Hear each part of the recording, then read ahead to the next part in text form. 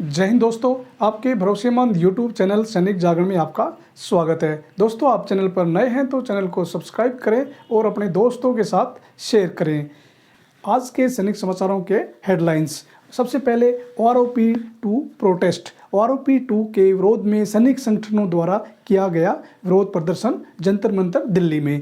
उसके बाद जो ऑनलाइन फ्रॉड, हमारे भूतपूर्व सैनिक हैं उनके साथ में ऑनलाइन फ्रॉड कैसे किया जा रहा है और उस फ्रॉड से आप कैसे बच सकते हैं। उसके बाद आज के हेडलाइंस। तीसरी, अग्निवीर भर्ती।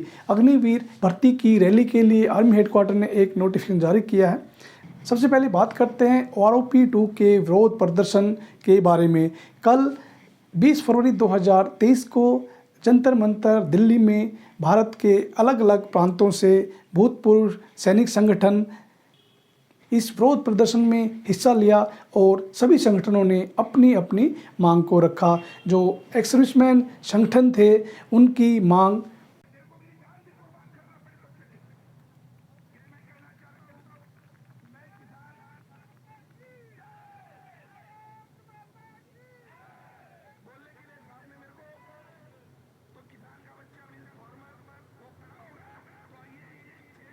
वो डिमांड्स इस प्रकार थी। जो सबसे पहले उनकी एक डिमांड थी प्री 2016 और जो आफ्टर 2016 के रिटायरमेंट हैं उनकी जो पेंशन में विसंगति है वो विसंगति नहीं होनी चाहिए। उनकी सबकी बराबर पेंशन होनी चाहिए ताकि वो एक वन रैंक वन पेंशन कहलाए। उसके बाद दोस्तों, जो OROP 2 प्रीमेच्योर रिटायरमेंट, जो OROP 2 रिवाइज होने की जो पॉलिसी बनी थी तो उसमें एक इन्होंने लाइन डाल दिया था कि जो भी प्रीमेच्योर रिटायरमेंट या जो वॉलंटरी रिटायरमेंट होंगे अपनी चॉइस के अनुसार जो रिटायरमेंट होंगे उनको प्रीमेच्योर रिटायर वालों को वन रैंक वन पेंशन का बेनिफिट नहीं दिया जाएगा। तो इन संगठनों ने ये मांग रखा कि इनको OROP के दायरे में रखा जाना चाहिए।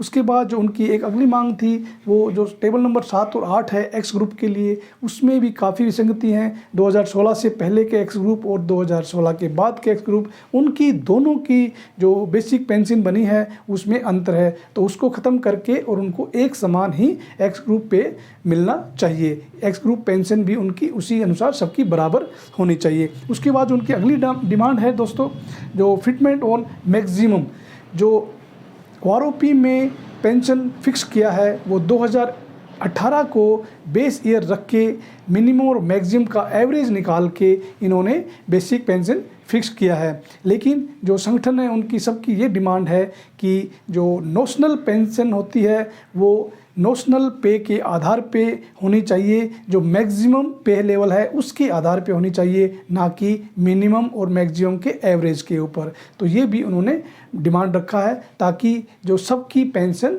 एक समान होनी चाहिए। उसके बाद एक जो उनकी डिमांड थी कि जो पे कमीशन 7th पे कमीशन में जो फिटमेंट फैक्टर था पेमेंट बढ़ाने के लिए वो 2.57 रखा गया था JSU जवान के लिए, और जो ऑफिसर्स अधिकारी हमारे थे उनके लिए 2.81 तक का जो फिटमेंट फैक्टर रखा गया, जिसके कारण जो इतना बड़ा एक ब्रिज गैप बन गया है JSU जवान और ऑफिसर के बीच में। उसके बाद सबसे जो बड़ी मांग थी, पहले कोर्ट में भी चल रहा है और हर चिट्ठी में वो संगठनों द्वारा सरकार को चेताया जाता है कि जो समान मिलिट्री सर्विस पे मिलनी चाहिए, JSU जवान ऑफिसर सबको एक ही समान पेंशन होनी चाहिए, क्योंकि जो उनका जो रिस्क है वो JSU जवान का ज़्यादा होता है। उनका जो कार्य क्षेत्र है वो ज़्यादा दुर्गम इलाकों में होता है। अधिकारी ज़रूर उनके साथ होते हैं लेकिन उनका जो कंफर्ट है वो JSU जवान की अपेक्षा उनका ठीक होता है। तो जो मिलिट्री सर्विस पे है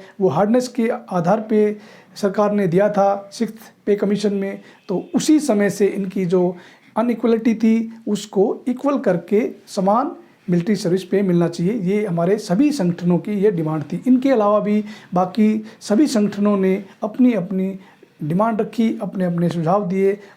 उसके बाद अगली खबर पे हम बात करते हैं दोस्तों, ऑनलाइन फ्रॉड। जो अभी हमारे आप सब जान रहे हैं कि जब से ये स्पर्श सिस्टम शुरू हुआ है और अभी वन रैंक वन पेंशन का अनाउंसमेंट हुआ है और एरियर मिलना शुरू हुआ है, तब से अभी जो ऑनलाइन फ्रॉड करने वाले हैं, साइबर क्रिमिनल्स हैं, उन्होंने एक जरिया अपनाया है कि वो ऑनलाइन मैसेज भेजते हैं या ईमेल करते हैं काफ़ी हमारे भूतपूर्व सैनिकों के पास कि आपका जो स्पर्श में माइग्रेट होना है, आपका पेंडिंग चल रहा है या आपका जो डिजिटल लाइफ सर्टिफिकेट्स आपने सबमिट नहीं किया है, तो उसके लिए आपको ये लिंक भेजा जा रहा है या आपको मैसेज भेजा जा रहा है, वन टाइम पासवर्ड, एक OTP भेजा गया है तो आप OTP बता दें।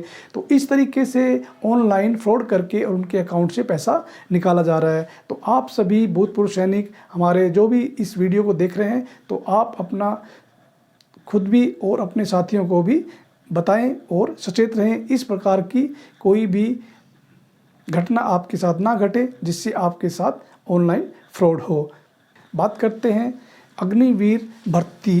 जो अग्निवीर भर्ती के लिए आर्मी हेडक्वार्टर ने एक नोटिफिकेशन जारी किया है। इसकी जो लास्ट डेट है 15 फरवरी से लेकर 15 मार्च तक है और अभी जो ये भर्ती होगी ये ऑनलाइन एप्लीकेशन ही इसका सबमिट होगा। और इस भर्ती में अभी गवर्नमेंट ने एक और पॉलिसी बदलाव किया है कि पहले जो भी आर्मी की भर्ती होती थी उसमें फिजिकल होता था, उसके बाद रिटन टेस्ट होता था और फिर मेडिकल होता था, लेकिन अभी इन्होंने किया है कि ऑनलाइन एप्लीकेशन देने के बाद एक ऑनलाइन टेस्ट होगा और उसमें ऑनलाइन टेस्ट में जो क्वालिफाई होंगे उसके को आर्मी रिक्रूटिंग ऑफिस जो भी उनके नेक्स्ट होगा वहाँ पर उनका फिजिकल मेजरमेंट टेस्ट होगा और उसके बाद मेडिकल होगा, उसके बाद उनकी ज्वाइनिंग। आज के सैनिक समाचार इतने ही, फिर मिलेंगे ऐसी ही किसी और जानकारी के साथ। तब तक खुश रहिए, स्वस्थ रहिए।